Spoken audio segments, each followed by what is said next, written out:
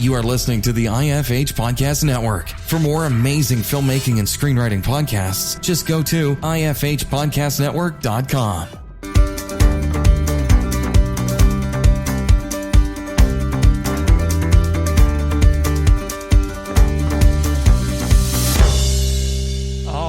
Welcome to the Successful Screenwriter Podcast, where we discuss anything and everything screenwriting. Here we interview successful screenwriters and filmmakers to find out just what it takes to make it in the industry. Welcome to the podcast. We have on a very special guest today, guys. We have on screenwriting guru, Lucy V. Hay.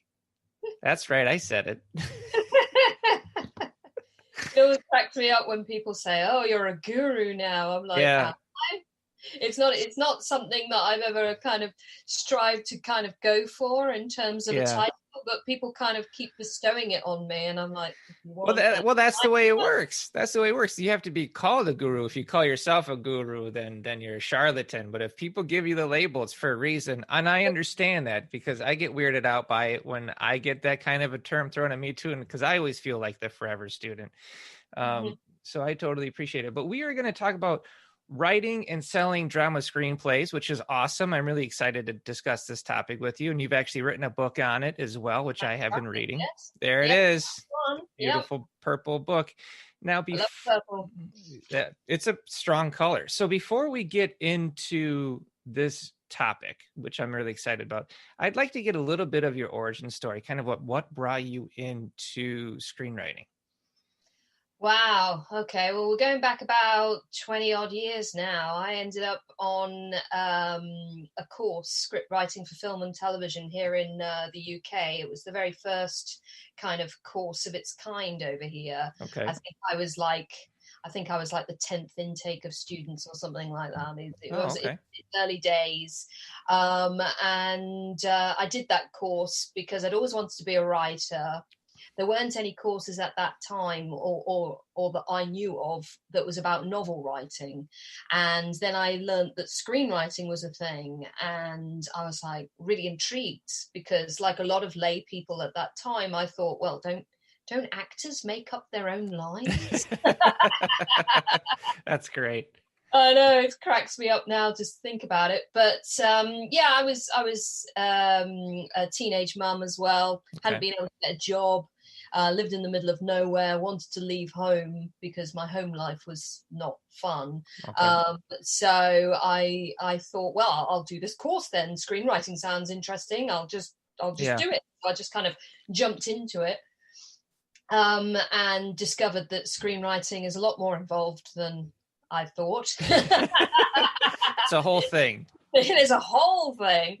And then while I was there, I needed to do a work placement in the industry somehow. Mm-hmm. I had friends going off to do placements on, Hollywood movies and at newspapers and all that kind of stuff. And of course, I couldn't do any of those things because I was a teenage mum and I had no childcare and I had no one to look after it because you had to do the placement in the summer holiday. So I had no one to look after my son. So I was like, oh God, what do I do? Right.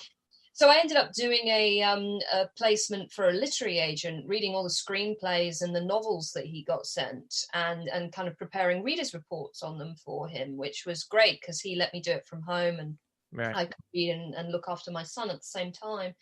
And from there, really, I kind of got into script reading rather than script writing. And although I still wanted to be a script writer, I became really obsessed with the craft of screenwriting, particularly things like plotting and structure and character tropes and things like that. I just got, because I kept seeing the same mistakes over and over. Yeah, of course. Yeah. So I was thinking, well, maybe I can do something with this. And then I've discovered that script editing was a thing. And I was like, oh my God, maybe this is my niche. And so, that's kind of my origin story, really. I kind of, fell into it all by accident, discovered that there was this space that really appealed to me in terms of actually kind of deconstructing and picking stories apart. It's fun. It's fun, isn't it? Oh, yes. Yeah, so fun. I love it. Oh my God. Absolutely love it. So yeah, that's how I kind of got into script reading, and I started the blog because I was back living in the middle of nowhere, and Yeah. I didn't have any I can't drive a car. The Bang to Write blog. That's right. Yeah, Yeah. it was just very early days before it was Bang to Write, really. Oh, okay. I kind of started the blog because I discovered that in my notes for people, I kept writing the same things all the time, and I wanted to give them better value. So I started writing articles online and then referring them to those, and then writing specific notes about their script. And I naively thought the only people that would be reading my blog would be the people I gave the link to, because I didn't really know about Google and things. That's great. Days, because it was the early days of Google, even, so I didn't know any of this stuff. I didn't know that blogs were a thing. I just thought it was this free space I could just put some stuff on for my clients. Then I started getting fan mail from this. I know, awesome. I know, I love it. And people started asking me to write specific articles about specific things to do writing, and I was suddenly thinking, oh, blogging's a thing as well. Yeah, I was like, you stumbled into it. That's great. Yeah. So I kind of stumbled into it all, really. I kind of, I've always believed that when you see an opportunity, you should say yes to it, even if you don't necessarily. Oh my God, that is so the truth. Now let me ask you this. Well, actually, I want to comment one thing, because being a script reader is such a great education on the craft itself, and that really does kind of help you define your eye and how you can see a script and to identify things like structure and stuff like that. So I think that's awesome. So I could see where you're kind of coming up through the ranks and growing into this process of becoming a screenwriting instructor and guru. It's pretty amazing. So for everybody out there, read scripts. That's like one of the best educations you can have. Absolutely. Mm-hmm. Now, with your book, there is a line that you wrote in the book, and I absolutely love this line. You put, drama is about struggle. I love that line. This is a great definition of what drama is, because you go through the book about the different types of misunderstandings of what drama is. Like, drama is pain, or life is garbage. And you're like, no, drama is about struggle. And it's absolutely true. I don't know if you saw the latest show, The Queen's Gambit. I haven't seen that one yet. Okay. To be honest. Solid show. And it's about her struggle with her own addictions and her own obsessive compulsive disorder, really, too. So I was wondering if you could kind of talk to us about that. What about the nature of struggle in drama? Absolutely. Yeah. I mean, very often when I'm a script reader, people will write what I call, misery loves company scripts. It's all about how life is terrible and everything's really depressing and dark and hopeless. And it's like, oh my God, it's just such a dirge. And then on top of that, because they're writing such stereotypically dark stuff, they'll very often veer into stereotypical country as well. They'll start the cliched stuff, like the teenage mother who's a terrible mother, and the baby dies, and she goes out with a drug dealer, and then she dies, and he ends up in jail, and it's like, oh my God. Oh yeah, or the abusive husband, that whole thing. Yeah, that whole trope. It's just such a dirge, and it's boring. You know, even kind of casting aside all the offensiveness of that nature, poverty porn, as we call it in the UK, and also, stuff about issues very often is very stereotypical as well. If you're gay or transgender, your life is terrible because of your sexuality or your gender identity, those kind of things. Or if you're disabled, you've got to be inspiring all the time and you're not a real person and all that kind of stuff. Or you want to kill yourself, and just stuff. Just so, And of course, what we really want from drama is that nature of struggle, because we want to believe that we can actually, it's a proxy, I guess, for our own struggles. Yeah, absolutely. when we see somebody overcome the issues that they're living with, and then we feel a sense of hopefulness, and kind of have that journey with them, and we can invest in that journey. And even when a drama is extremely dark and extremely devastating, something like Blue Valentine, for instance, very, very dark drama. I talk about it in the drama Screenplays book, actually. I mean, it's about divorce, and it doesn't have a happy ending. That's the whole point, because there's a lot of people out there who are going through divorce, and that's not a happy outcome. Nobody wants to get divorced necessarily. Everybody, who makes that effort to get married and to actually maintain their relationships usually wants that to work out. But for a significant portion of us, it's not going to work out for whatever reason. And so even when something is depressing, it's not actually depressing, that struggle, it's devastating, and there's a certain catharsis there. When I was watching Blue Valentine, for instance, I was like, oh my god, that is what it feels like. There's that catharsis there. I think you're right. I think the catharsis hits it, and especially in our generation, like most of our generation grew up with, I think, over 60% of households were divorced. Our parents, their parents stayed together. Our parents, most of them tend to be divorced, and then they're finding in our kids that there's a decrease in divorce. And so I think the drama speaks to that, and that's why it's powerful. But I think reading your book, I was contemplating on drama, and I think authenticity is a big deal when it comes to drama. And I think if you can represent the struggle through, like, this is how somebody's actually dealing with drug abuse, this is what it's like to actually have somebody going through drama. I mean, they say, I haven't seen it yet, but the Marriage Story on Netflix, they say, is like another realistic version of drama, where I had friends tell me, do not watch this because the arguments they have are so real. We've had these arguments, and then like they got into arguments after watching the movie, and I was like, my wife and I are in a pretty good spot. I don't think I'm going to sit here and open that door for a fight. But yeah, I think authenticity is absolutely true. And speaking of that, Blue Valentine, in your book, you do case studies, which I love, because you break down films and what works, what doesn't. And it made me think about, when you're going through and writing drama, you want to find the best versions of drama that you can kind of emulate and use as a template. And I'm wondering, is that kind of a process that you use as well when you're coming up with your dramas? Oh, absolutely. The first thing I say to my writers when they want to write a specific project about an issue, for example, or about something that they've told me that happened in their lives or whatever, I'll say, well, that makes me think of whatever's gone before. So what you need to do now is go and watch that. And again, if necessary, take notes and actually see what is the same as what you're doing and what is different about what you're doing, and whether you can actually pinpoint anything that maybe they missed out or did badly or did especially well or anything like that, and whether you can take those kind of threats and opportunities into your own work. I mean, it's a really, really big mistake, I think, that a lot of writers kind of go through, saying, well, I want to do a drama about divorce or transgenderism or whatever, and I'm not going to watch anything about that because I don't want to be influenced. And actually, don't do that.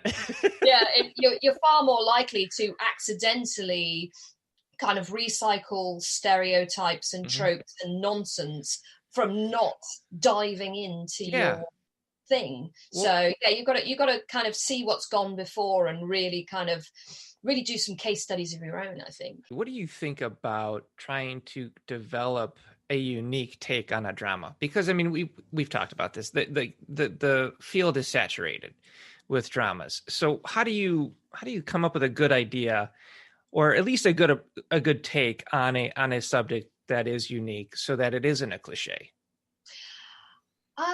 It's a tough one, because I mean, dramas are character led. They're not like they're not plot led.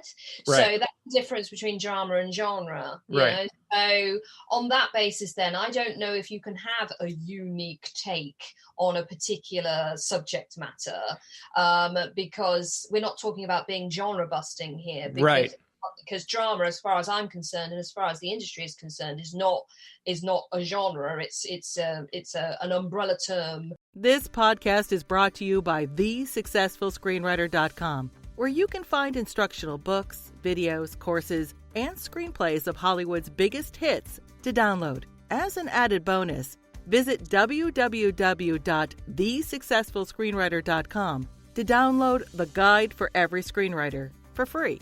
Yes, free. Available exclusively at thesuccessfulscreenwriter.com. Now, back to our show. We were talking about trying to find unique ways of developing a drama screenplay. I know that on my end, when I'm trying to develop something original, I'll look at what everybody else is doing. And then I'll stop and I don't care if I have to mind map or think about it, but I will think, what are they not saying? What are they not doing that is prevalent in today's society? How can I make this interesting? How can I say this in a voice which hasn't been done a million times already? What are your thoughts? Yeah, I think emotional truth and authenticity is really important in drama. It's kind of like a non-negotiable, right, to be honest with you.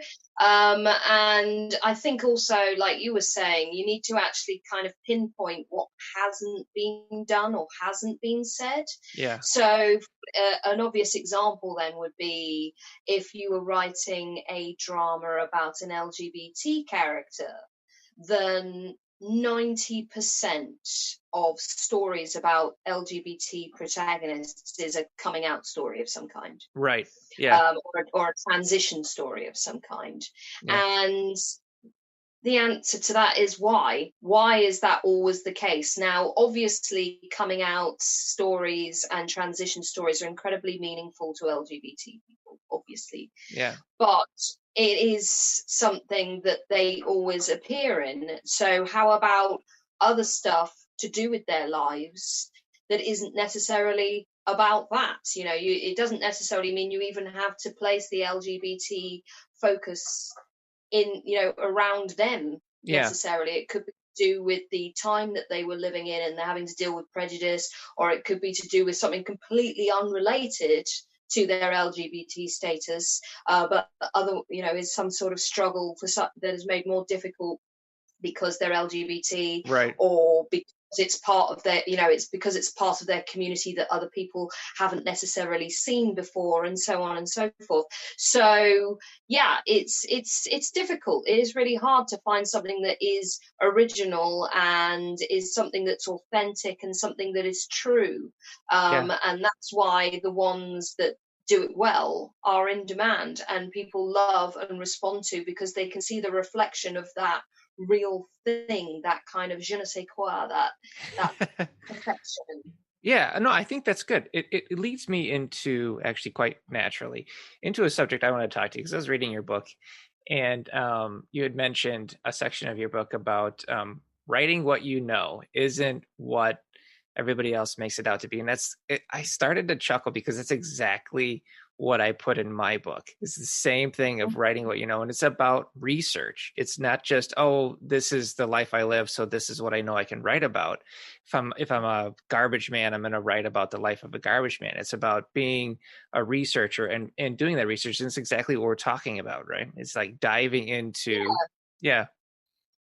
Well, I mean, since I wrote the book, I wrote the book in like 2014, and that was kind of a transition time for the nature of what is drama and what is reality and what is true. We've kind of moved from a space in time where in writing you had to be accurate. You absolutely had to be. And if you weren't accurate, then you were a bad writer. Right. Now we're into this space where we say, if you're not authentic, you're a bad writer. So although accuracy is still important, it's maybe not as important as being emotionally truthful and authentic in some way. So on that basis, I would say that I love the new idea that kind of started, I think it started on Twitter, maybe I'm wrong, I don't know, it's the first place that I noticed anyway, was the idea of own voices stories, this idea that you are that person, you are an LGBT person or a Black person or a woman or somebody who has been marginalized in some way, Yeah. and you are writing a story about that, and it's from your point of view, and you're using what you know to inform other people about this issue, and Yeah. that's called own voices story now, and I think those can be really, really powerful and really, really meaningful. Having said that, there are a lot of people who would, might be asked to write own voices, who would say, actually, no, I don't want to be a diverse writer. I don't want to write an own voices Oh. piece. Bo Yeon Kim, I hope I've said his name correctly, who works on Star Trek, did a really, really interesting thread a couple of years ago where they talked about how they want to write genre pieces and they don't want to necessarily be put into this box Yeah. where they have to be the Korean writer or Right. whatever.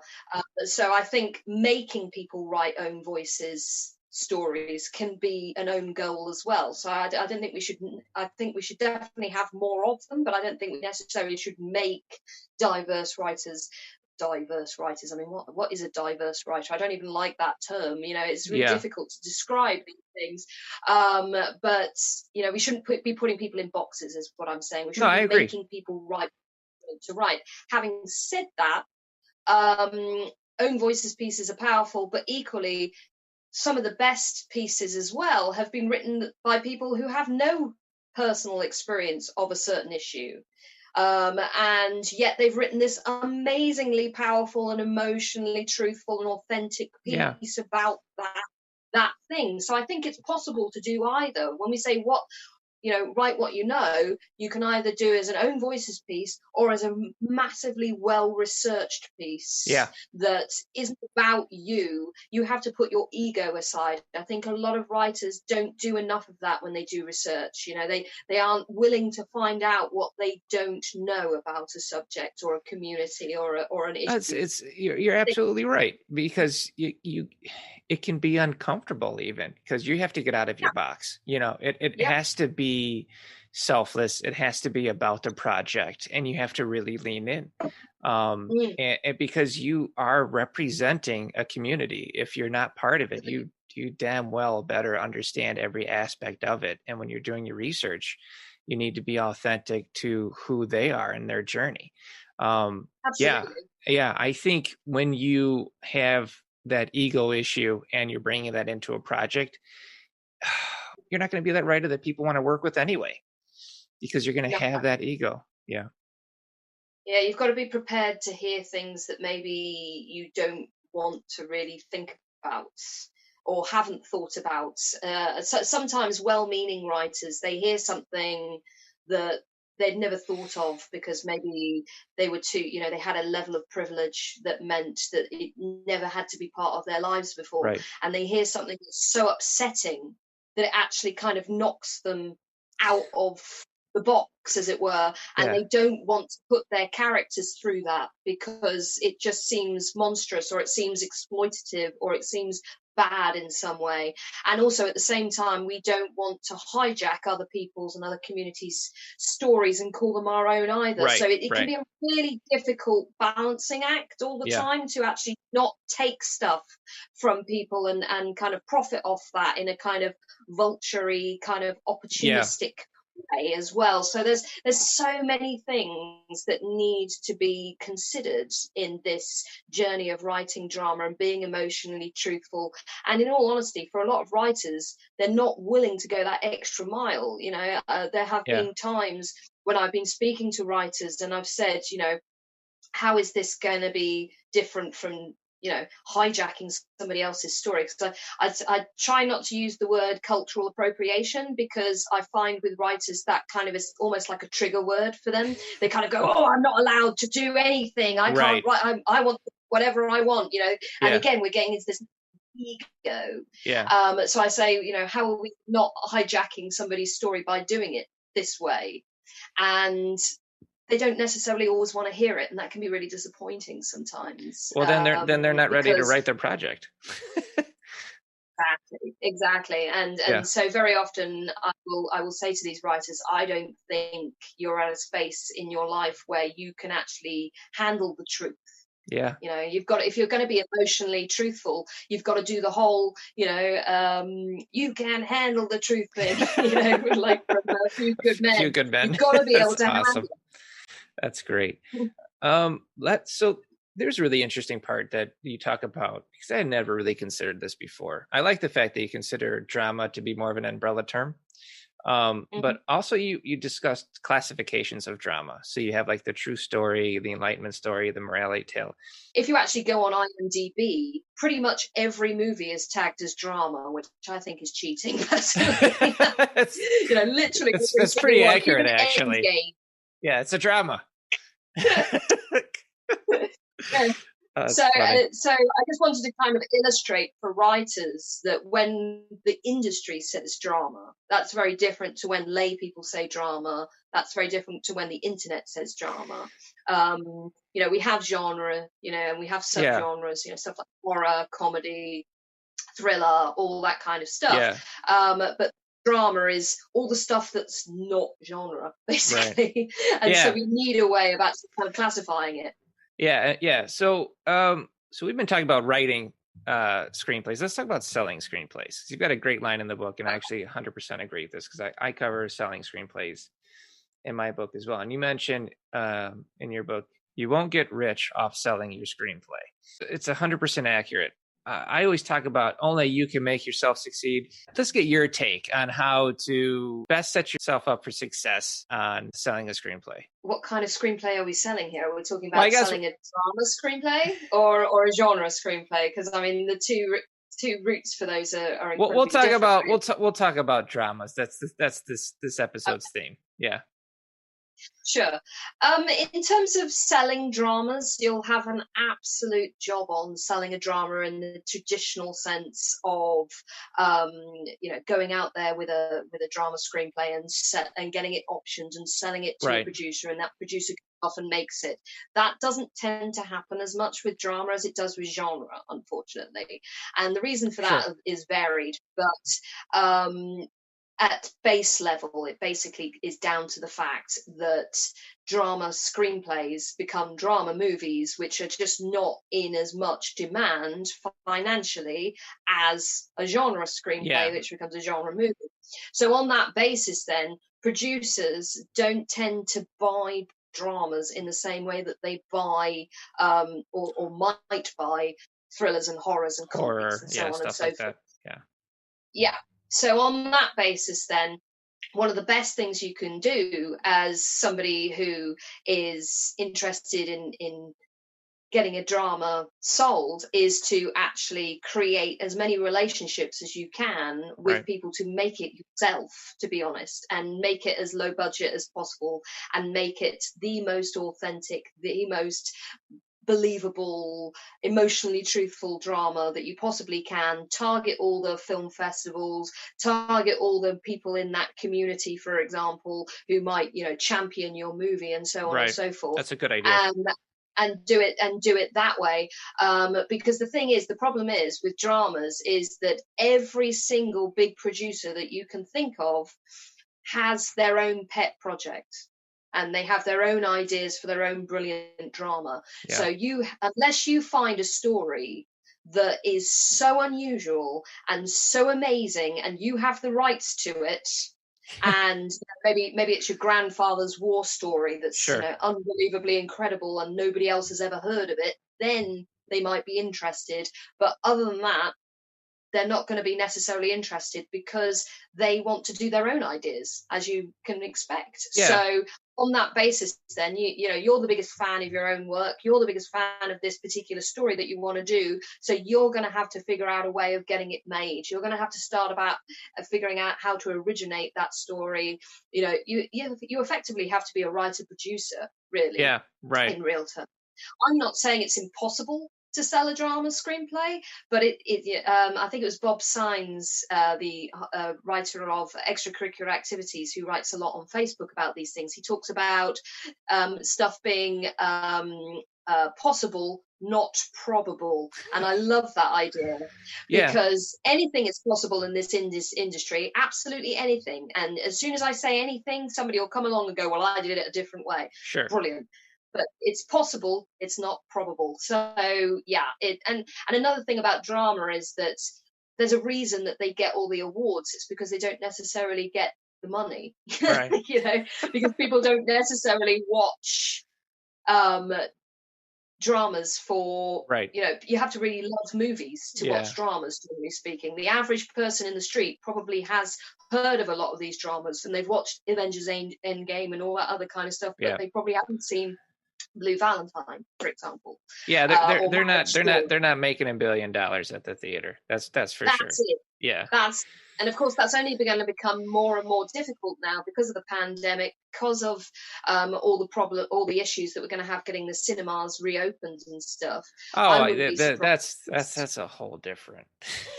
It's going to be a nightmare. Different thing. It is. You know what I think though? We're going to see a lot more lower concept character based dramas. Like I look at the Joker. That's a drama film. But it's based. It's got a great cast. And it's based on a DC property, but that's a drama, and I think we're going to see more of that. Yeah, I'm not overly optimistic at this stage. I mean, it is really important to remember that the Joker only got made because it was the Joker. If that had been about a guy who just went nuts and killed people, and it was his descent into madness, then yes, it might still have been made, but nobody would have watched it on the same levels. Joker, right. The whole Joker property, that was pre-sold. They could take more risks with that. But I think what we'll see is more higher concept type of characters or stories being done in a more lower concept way, with central characters being based on IP properties. I think we'll probably see more of that. So I think networking is a good idea. Networking to get your script made is the best way to do it, especially with a drama. And it can get you, I mean, if you get your foot in the door with a drama, it can start your career a little bit. It definitely can. And I think, for a lot of people, they go straight to the feature drama. And I think personally that can be a mistake, because you're going to have a lot more kind of currency if you start in the short film world and, make a drama of 10 minutes or less, for example, get it in as many film festivals as possible, get as many awards and selections as possible, and also in all that time, when you're going to these film festivals, and a lot of these film festivals have continued online during the pandemic as well, of course. Which means that it's much more accessible to disabled filmmakers and filmmakers from low income backgrounds and so on and so forth.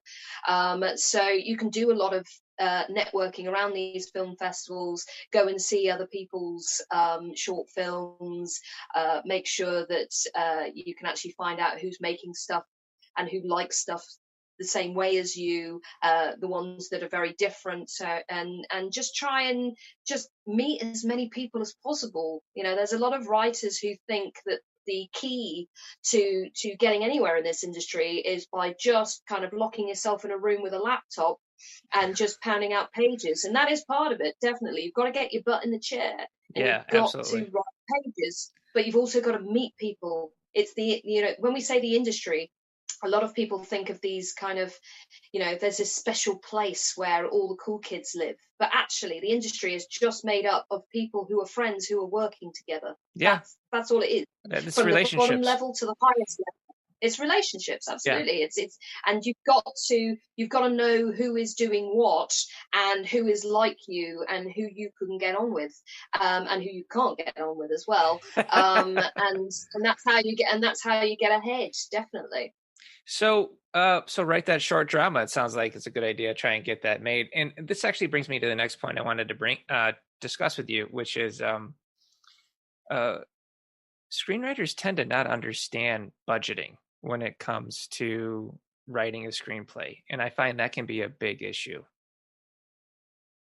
Yeah, huge issue. I mean, I've lost count of the number of times that writers have come to me and said, oh, it's low budget. And then I've looked at it and I'm like, this is £1 million, which is a of money. I mean, it's not so much money in the US, for example, but in the UK, that is so much money.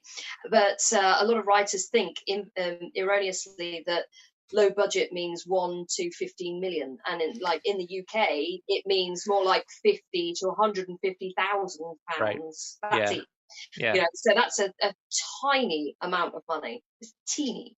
But even 1 to 5 million, like Blumhouse do, that still doesn't get you very far.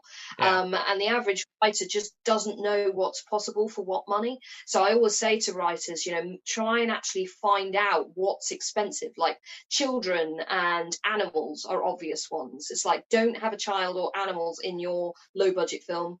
Don't have stunts, don't have explosions, don't have CGI. All of these sound really obvious. Elaborate locations. Yeah, loads of locations. Try and actually make sure that you have one location and dress it lots of different ways if you can. Things like that, and actually learn the tricks of low budget filmmaking. And there's so much information out there now to actually find out what is possible. For what money, and there's no excuse for it really. But a lot of writers will just say, "Oh, the producer can handle that," and it's like you've just written yourself out of this opportunity. Yeah, absolutely right. I know. Yeah, I know somebody. If somebody came to me and said, "Oh, this is a low budget script, and it's got somebody's fallen off a waterfall in it," I'm immediately going to go, "This person doesn't know what they're talking about," and I'm not interested in talking to them, so I'm just going to throw the script away. To get a producer in the first place, you've got to actually persuade them that you know what you're talking about. Yeah, you have to set yourself up to succeed. You've got to have that. You've got to have that killer script. You have to have that script that is authentic and unique in every aspect that it can be in order to grab an audience, grab their producer. You've got to network, and you've got to know that if you're going to write a low budget, you said Blumhouse, they tend to have single location films. So yeah, I mean, and that's by design. Well, I wanted to ask you, what do you have coming up? You've written several books. Have you written anything lately? Yes, I have. This year, during the pandemic, I wrote and edited this one. The Coven. It's called The Coven. It actually says Lizzie Fry on it, but it's my book. Lizzie Fry is my pseudonym, because I write novels as well as do the screenwriting guru thing. And I do actually write novels under my name, but those are usually crime fiction novels. They're usually very highly plot-led, whereas this one, The Coven, is very much a kind of fantastic, kind of dystopian feminist thing about witches, as the title might suggest. Sounds interesting. And it's very much kind of it's kind of like got a flavour of The Handmaid's Tale. It's very kind of hero's journey in there. The witches have got to go up against a big kind of populist demagogue president who wants to kind of commit genocide on all witches, that kind of thing. So it was really fun to write. I really enjoyed it, and early reviews are coming in. It's out in February, and early reviews seem favourable. And Wonderful. So hopefully that'll set me up for 2021. That's awesome. And then people can find your screenwriting instruction at Bang to Write, correct? That's correct, yeah. And they can also find me on, all the usual platforms like Facebook, Pinterest, and also I just launched recently on during the pandemic on Teachable as well. So you can find Bang to Write on there, and there's like a free course on screenwriting craft that you can download there about concept, characters, and structure. So anybody interested in that is welcome to register for that and download the course. Well, Lucy, I wanted to say thank you very much for coming on. It's been a pleasure having you. Thank you so much for having me. It's been really great. Thanks for listening. If you enjoyed this episode, please subscribe and share in your social media, where you can tag us at The Successful Screenwriter.